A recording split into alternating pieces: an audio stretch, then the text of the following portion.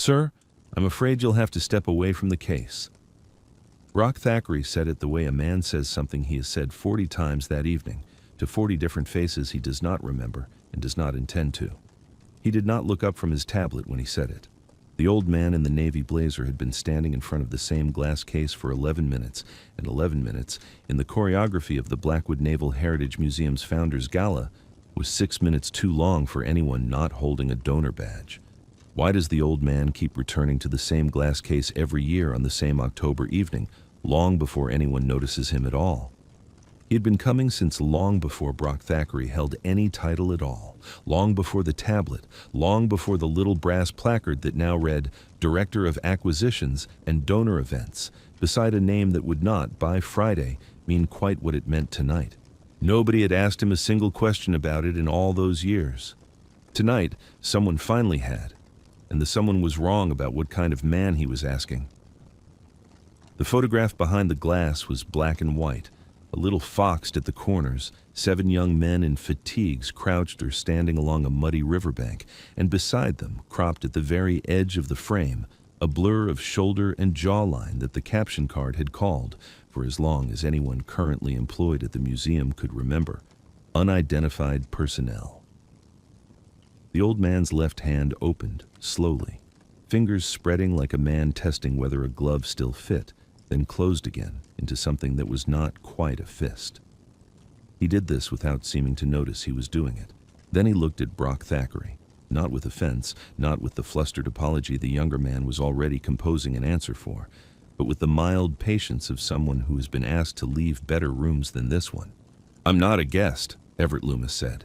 His voice carried no heat in it at all. "Not tonight, not most years." "Per our records," Brock said, and the phrase came out of him the way it always did, smooth as a countersign. "Every attendee tonight is a confirmed donor or a member of the board's guest list. If you'll just step to registration, we'll get you sorted." He gestured, without quite touching, toward a girl in a green sash near the coat check, the universal shorthand for someone else's problem now. If you've ever been moved along by someone who never once asked your name, type steady in the comments. Everett did not move toward registration. He did not move at all, in fact, except that the left hand opened once more, and this time it settled and stayed open, resting flat against the cool brass rail in front of the case, the way a man might rest his hand on a gunwale before he decided whether the water was worth trusting. Behind him, the gala rolled on, oblivious.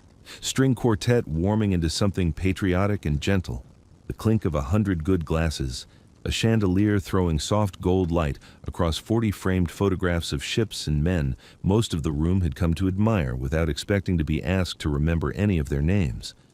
Brock Thackeray had already half turned away, tablet glowing, 3 more logistics fires to put out before the ribbon cutting at 8. He did not yet know that the man he had just moved along was about to reach across 50 years and take the museum's whole evening apart with 2 words spoken so quietly that half the room would later swear they hadn't heard them at all, only felt the temperature of the air change. The blazer had the look of something handed down rather than bought, navy wool gone soft at the shoulder seams, the brass buttons a shade brighter than the fabric around them, as though someone had polished only the buttons and left the rest of the coat to weather on its own schedule. Pinned crookedly to the lapel was a paper name tag from the Ladies' Auxiliary donation drive table near the entrance, the kind meant for whoever dropped a folded bill in the coffee can, and it sat there slightly askew, as if he had let someone else stick it on him and hadn't troubled to straighten it since. Under the blazer, a flannel shirt washed thin at the collar to the color of a creek in late summer. He was not dressed for a gala. He was dressed for a Tuesday, and had simply worn the one good coat he owned over it, the way a man dresses for church on a day that is not Sunday. His hands told a longer story than his clothes did. The right was steady, thick-veined, the knuckles a little swollen with age but competent-looking, a hand that had held tools and lines and, at some point, a wheel. The left was the one that moved on its own. It opened, slow, fingers spreading to their full stretch as if testing whether the tendons remembered how, then folded closed again, not quite a fist, more the shape a hand takes when it has spent decades gripping something that is no longer there to grip. He did this each time before he spoke, and sometimes when he did not speak at all, standing in front of the case with the photograph of 7 young men and 1 unnamed blur, doing nothing but breathing and testing that hand like a man checking a rope for fray before he trusts his weight to it. Under his arm, held the way another man might hold a folded newspaper he had already read, was a leather folio, cracked white along its spine, the kind that had once held a formal photograph and a stiff cardboard backing, and had been opened and closed so many times over so many years that the leather no longer wanted to lie flat. He did not open it in front of anyone, not at the registration table, not near the coat check, not even alone at the case, where he might have laid it against the glass and let the 2 images speak to each other. He simply held it, the way a man holds the hand of someone he is not ready to let the room see him grieve. This was his 4th October at this gala. He was not on any guest list, had never been on any guest list, and had learned across those 4 Octobers exactly which volunteer at the door would wave him through without asking, and exactly which week of the month the museum staff rotated, so that no one working the entrance in any given year had worked it the year before. This was not evasion so much as an old habits reflex, the same instinct that once told him which channel of a river ran quiet and which ran loud with current beneath a still surface. He came on the same evening every year, the 3rd Thursday of October, and he came alone, and he stood in front of the same case for however long his knees would allow, and then he went home and did not speak of it to anyone, because there had never before now been anyone left who would understand what he was doing there. 6 years ago there had been someone. Opal would have come with him if he'd have let her, would have stood beside him in a good dress with her hand tucked into the crook of his elbow, would have read the caption card twice through her reading glasses, and said something gently outraged about the museum not knowing its own history. She had never asked him, in 41 years of marriage, why the 3rd Thursday of October made him press his good collar sharper than any other day of the year. She had simply hummed while she ironed it, some low, unhurried hymn he could no longer call all the words to, as if she had known without being told that the day carried a weight, and that the weight was his to carry in silence if that was what he needed. He came alone now. He still pressed the collar himself, badly, the crease never quite where she used to set it. He still came to this case, on this night, holding this folio he did not open, testing a hand that no longer needed testing for anything the room could see, and waiting, though he could not have said for what, for someone to finally ask him the one question that Brock Thackeray, moments ago, had asked in exactly the wrong tone. Brock Thackeray was good at his job. It was worth saying plainly, because the story that was about to happen to him would tempt anyone watching to forget it. He had spent 6 years building the museum's acquisitions pipeline from a shoebox of unlabeled donations into a cataloged, cross-referenced archive that 2 federal maritime historians had praised by name in a journal Brock kept quietly in the bottom drawer of his desk. He could place a uniform button's manufacture date within an 18-month window by the stamp alone. He had negotiated the loan of a torpedo boat's engine plate from a private collector in Norfolk for $11,000 less than the board had budgeted, and he had done it over a single phone call, pleasant the whole way through. Tonight's gala, down to the seating chart and the exact minute the quartet would shift from Copland to Sousa, was his design, and it was, by any fair measure, flawless. His flaw, if it could be called one, was a kind of faith. He believed, the way some men believe in tide tables, that if a fact existed, the database held it, and if the database did not hold it, the fact had never quite happened in any way that mattered to an institution. He said, "Per our records," the way another man might say, "Amen," a small closing benediction that ended the conversation because, in his experience, it always had. So when he turned back from his tablet 9 minutes later and found the old man still at the case, he did not raise his voice. He simply repeated himself, more precisely. "Sir, I need to see a guest badge, or I'll have to ask you to wait by the doors." He said it kindly enough. He believed in that moment that he was being patient. Everett's left hand opened, closed. "I don't have one," he said. 3 words, no defense offered, no explanation volunteered, and something in the flatness of it should have told Brock more than it did.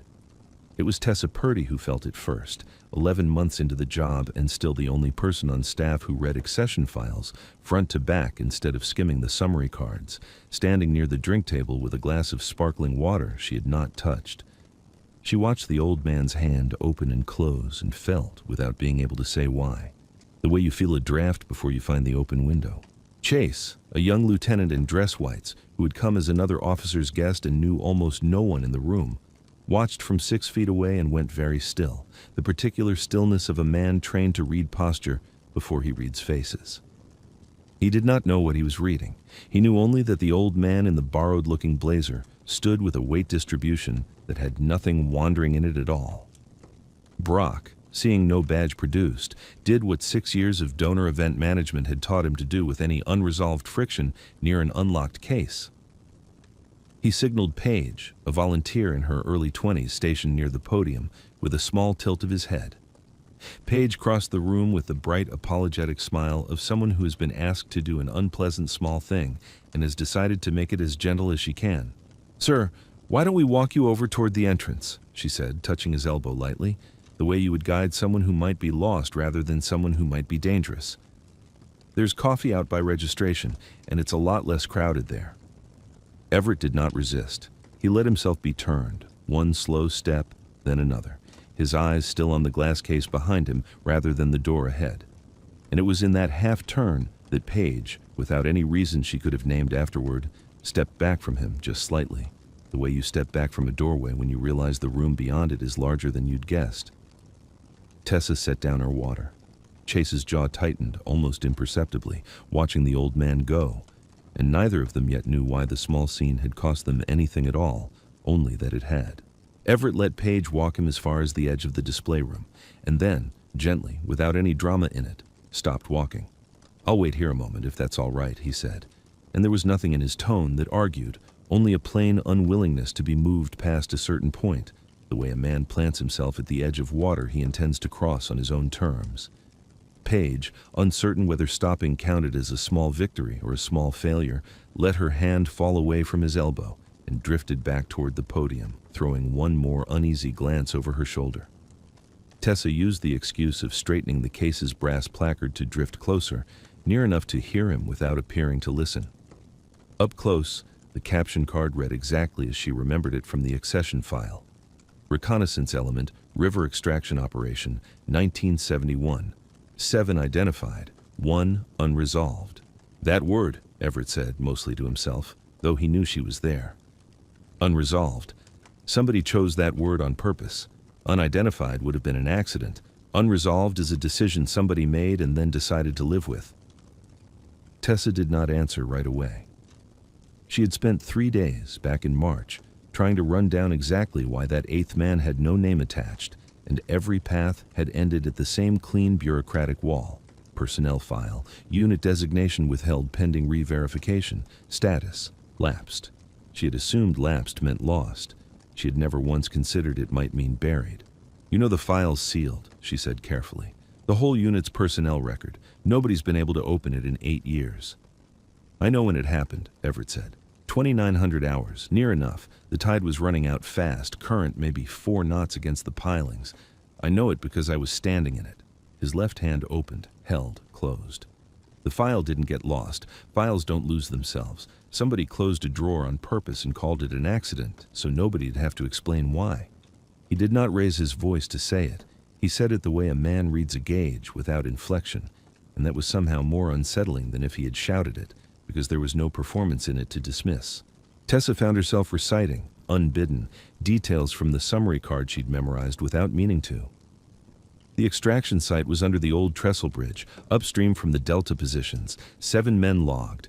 The 8th was never entered onto the after-action roster at all, not even as a placeholder. "No," Everett agreed. "He wasn't." "How do you know that?" she asked, and heard, as she asked it, that her own voice had gone quieter, matching his. "That's not on the caption card. That's not even in the public summary. That's 3 pages into the accession file, in a footnote nobody reads." Everett looked at her then, the first time all evening he had looked directly at anyone for longer than it took to answer a question, and something in his face was not surprise so much as recognition, the look of a man who has just found, after 50 years, the one person in the building who had actually done her homework. "I know it," he said, "because I wrote the after-action report. Just never let anyone put my name on the roster page." He said no more than that. He did not explain why, did not offer the reason, only turned back to the glass case and let his eyes rest again on the blurred shoulder at the photograph's edge, the blank space where a name should have been for 50 years. Tessa stepped back from the case, pulled her phone from the small clutch at her hip, and walked toward the coat check alcove where the noise of the quartet thinned enough to hear a dial tone. She did not know yet exactly who she was calling or what she would say when someone picked up. She knew only that a man in a borrowed blazer had just handed her a fact she had spent 3 days failing to find on her own, offered with no more weight than a man giving directions to a road he'd traveled 1,000 times, and that some names, she was beginning to understand, only stay lost as long as everyone agrees not to ask the person standing right in front of the case. Brock Thackeray had let it go long enough. Word had reached him, relayed by Paige in the clipped, worried tone of someone reporting something she couldn't quite name, that the old man in the ill-fitting blazer was now telling museum staff he knew things about the sealed file that shouldn't be knowable by anyone outside the board. By the time Brock crossed the room, a small half-circle of gala guests had gathered near the case, drawn by the particular gravity of a disagreement forming in a crowded room, and Brock, seeing an audience, made the decision that would define the rest of his evening. "Sir," he said, loud enough now to carry, pitched for the room the way he pitched every remark at this gala. "I understand you have some connection to this photograph. I'd genuinely love to hear it. But I have a fiduciary responsibility to this museum's record, and I can't have guests telling other guests things about a sealed federal file that aren't verifiable. So if you have something to say it here, now, in front of everybody, and let's see if it holds up." It was meant, and it landed, as a challenge with an audience built into it, the kind of remark that assumes its own answer. Everett's left hand opened, held, closed. 29:40 hours, he said, on a Thursday, the 16th of October, 1971. Tide had turned 2 hours before and was running out hard. Current close to 4 knots against the trestle pilings, which is why the boat couldn't hold position and why the extraction went in the water instead of off the bank. He did not raise his voice at all. The room, without anyone asking it to, quieted to hear him anyway. Radio cadence was 3 clicks, pause 3 clicks because voice traffic would have carried across the water to the far bank. We didn't use call signs that night. We used silence, and we used it on purpose. Brock opened his mouth to say something about verification, about the database, about per our records, and found that the sentence would not come because nothing in the room's stillness was leaving him room to say it. Everett stepped, slow, deliberate, to the glass, and lifted one hand, the left one, the one that had spent the whole evening testing itself, and laid 2 fingers flat against the pane, directly over the blurred shoulder and jaw at the photograph's edge, the space the caption card had called unresolved for 50 years. "That's me," he said.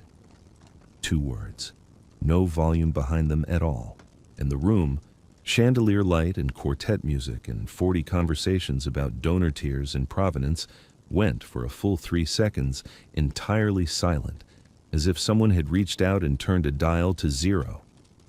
Chase, in his dress whites, did not move, but something in his posture changed, the stillness of a man who has just had a suspicion confirmed rather than formed. Paige, near the podium, took one more step back, still not understanding why. And Tessa, phone already returned to her clutch, watched Brock Thackeray's face do something she would remember for a long time afterward. The particular color drain of a man watching his own certainty fail to hold weight for the first time in years. 9 minutes. That was how long it took Brock Thackeray to walk from the display case to the small office behind the gift shop, where the museum kept its donor tablet charged and its acquisitions terminal logged in. And 9 minutes was also, he would think later, about how long his composure lasted once he got there. "Personnel file, unit designation withheld," the screen read, the same words Tessa had memorized months before. "Status, lapsed, unrecoverable, pending re-verification." He typed Everett Loomis into 3 separate search fields and got nothing back that connected to the 1971 roster at all. No cross-reference, no digitized service card, nothing but a clean, patient blank where a record should have been. "Per our records," he said aloud to no one, and heard this time how the phrase sounded less like a benediction and more like an apology he didn't yet know he owed. He returned to the gala floor to find the crowd around the case had grown rather than thinned, and worse, that the printer's proof for Friday's rededication plaque was sitting exactly where he'd left it that afternoon, propped against the podium for the board's final approval. Bronze-toned cardstock, 7 names in a clean serif font, and beneath the blurred 8th figure, cast already, unchangeable without a costly reorder, the word 7 identified, 1 unresolved. That's already gone to casting, he admitted, and hated how small it sounded once he'd said it in front of people. The actual bronze plaque, it ships Thursday for Friday's ceremony. If I'm wrong about the wording, that's not a typo I can fix with a marker. It was Tessa who delivered the second blow, arriving at his elbow with her phone still warm in her hand. There's more, she said. I called the Historical Society to ask about pulling the sealed personnel box for review, thinking maybe we could get an emergency exception before Friday. They told me a private collector, a rival donor named through the Ashcroft estate, has a standing bid to acquire the entire sealed archive box at a closed auction. It closes Friday morning. If that bid goes through before the ceremony, the box gets crated and shipped before anyone on our side even gets a chance to open it. Brock looked at her, then at the old man still standing, patient as weather, in front of the case. Then the only proof that could confirm any of this, he said slowly, working it through even as he said it, is locked in a box that's about to be sold out from under us before Friday noon. There's one more thing, Tessa said, quieter now. I tried to reach Admiral Kensington. He chairs the Foundation Board. He was a lieutenant in that unit. He'd know this man's face if anyone in the world does. He's not on tonight's guest list. I checked twice. His invitation was never sent. The records show it was lost in the same batch of files that got archived the year the personnel box was sealed. Brock stood very still, the tablet's glow reflecting faintly on his face, and for the first time all evening said nothing that began with "Here are records," because he had begun to understand, dimly, unwillingly, that the records themselves were the thing on trial. 9 minutes after that, the doors at the far end of the gallery opened without ceremony, no usher, no announcement, and a broad-shouldered man in a plain dark suit crossed the marble floor with the unhurried, ground-eating stride of someone who has walked into rooms far more dangerous than this one, and never once needed to explain why he belonged. Admiral Chester Kensington had not been invited. Tessa's call had reached him at home, 40 minutes away, and he had not stopped to change out of the clothes he'd been wearing to grade his grandson's science project. He crossed the room in a silence that spread ahead of him the way cold spreads ahead of a front. Guests parted without being asked. Chase, near the podium, came to something very near attention without seeming to decide to. And Brock Thackeray, tablet still in hand, found himself stepping back exactly the way Paige had stepped back from Everett an hour before, though he could not have said, any more than she could, precisely why. Kensington stopped in front of the case, looked once at the photograph, once at the old man beside it, and then did the thing that would be described, retold, and half disbelieved by everyone in that room for years afterward. He came to attention, spine straight, chin level, and said, in a voice that cracked clean down the middle on the second word, "Sir, it's an honor." The river was the Kwang, Kensington said, and now his voice was steadier, though his eyes were not quite dry. 16th of October, 71.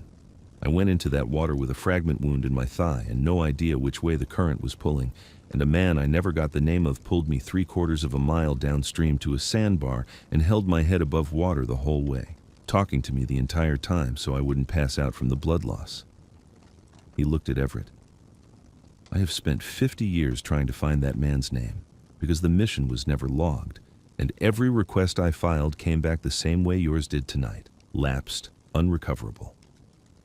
You were talking about your daughter, Everett said quietly. Hadn't been born yet. You were worried she'd grow up not knowing you. Kensington's composure did not hold on that. Nobody in the room begrudged him.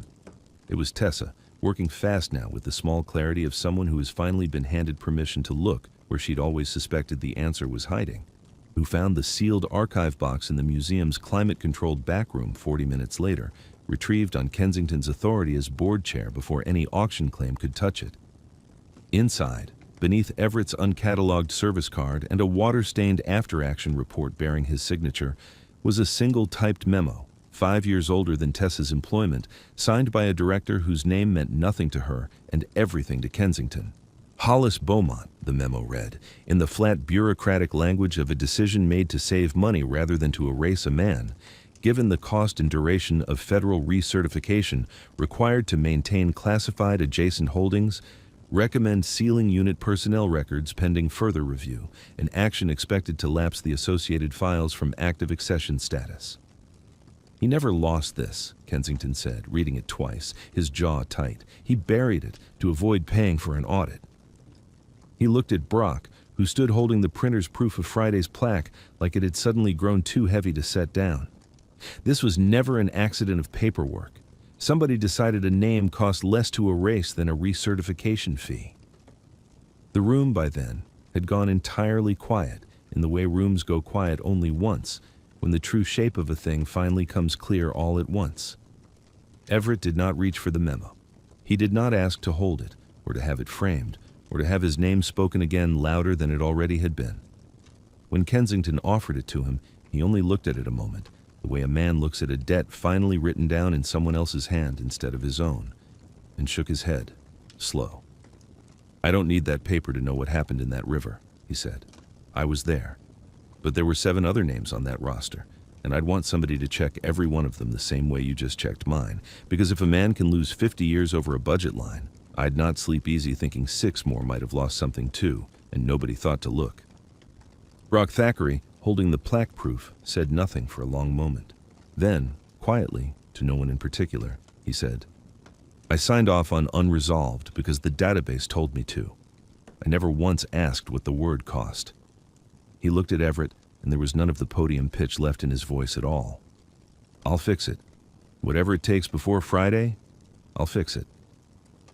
It was well past midnight when Tessa found him still in the little office behind the gift shop, the acquisitions terminal glowing, a fresh plaque order form open on the screen, 7 names retyped and an 8th added beneath, ELP Everett L. Loomis, in the same clean serif as the rest, the reprint costs already logged under his own signature, rather than routed through the board for debate.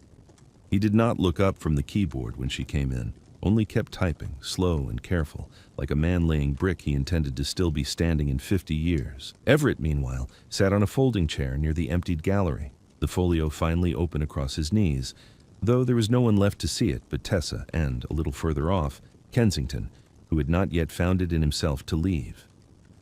Inside the folio was the original photograph, smaller and more creased than the one behind the glass, 7 names penciled on the back in a young man's careful hand, and 1 space left blank, deliberately, the way a man leaves a chair empty at a table for someone he has not stopped expecting. "She never asked why I pressed the collar sharp every October," Everett said, not quite to either of them, his eyes on the blank space where his own name had waited 50 years to be written. "Opal. My wife. 6 years gone now. She just hummed while I did it. Some hymn she never finished teaching me all the words to, like she already knew the day meant something, even though I never told her what." His left hand opened over the photograph, held there a moment, closed. "I think she knew it was a day I owed somebody something. She just never asked who." Kensington, standing a little apart, said nothing, because there was nothing worth saying into a silence that complete, and Tessa found she did not trust her own voice either, and so the 3 of them simply stayed a while in the quiet gallery, the chandelier dimmed for the night, the case behind them holding its photograph the way it always had, except that for the first time in 50 years, every man in it was about to have a name. Friday arrived cold and bright, the kind of October afternoon that makes flags snap crisp against a clean sky, and the Blackwood Naval Heritage Museum's harbor lawn filled early with guests who had heard, by then, some version of the story, though none of them the whole of it. At noon, under a sky Opal Loomis would have called a good drying day, Admiral Chester Kensington stood at the podium in dress uniform rather than the plain suit he'd worn 4 nights before, and read 8 names aloud from a card he did not need to consult because he had long since memorized them. He read the first 7 steadily. He read the 8th slower and let it sit in the harbor air a moment before he stepped back from the microphone, and the applause that followed was not the polite kind a gala earns for good catering, but the kind that comes up out of a crowd like water, finding its level, unhurried and entire. Everett stood near the back, in the same navy blazer, the auxiliary name tag finally, quietly, unpinned, and left at home. He did not come to the podium when Kensington gestured for him too. He simply raised one hand, the left one, opened, in something that was not quite a wave, and let the moment close itself the way he had let most moments close themselves for 50 years, without ceremony, without needing the room's eyes to hold longer than they wanted to. Brock Thackeray stood near the new plaque, uncovered that morning, all 8 names cast clean in bronze, and when reporters from the regional paper asked him for a quote about the correction, he gave them one sentence and no more. "We owed a debt to accuracy, and we're grateful it wasn't too late to pay it." He did not mention the memo. He did not need to. The board had already opened its own quiet review of the other 7 names at his recommendation, and that review would take months and would find eventually 2 more small corrections nobody had thought to look for until an old man in a borrowed blazer had asked them to look. Some debts take 50 years to come due, and they always do. Weeks later, on an ordinary Tuesday with no gala and no crowd and no photograph behind glass, Everett Loomis stood in his own kitchen with the kettle just beginning to complain on the stove and set the leather folio, its spine still cracked white, but its contents changed now, on the shelf above the sink. The photograph inside was a fresh print, the museum's gift. All 8 names inked beneath the 7 young men, and the one no longer blurred at the frame's edge, and he set it beside a small pair of reading glasses that had sat on that same shelf, dusted but untouched, for 6 years. He did not say anything to the empty kitchen. He did not need to.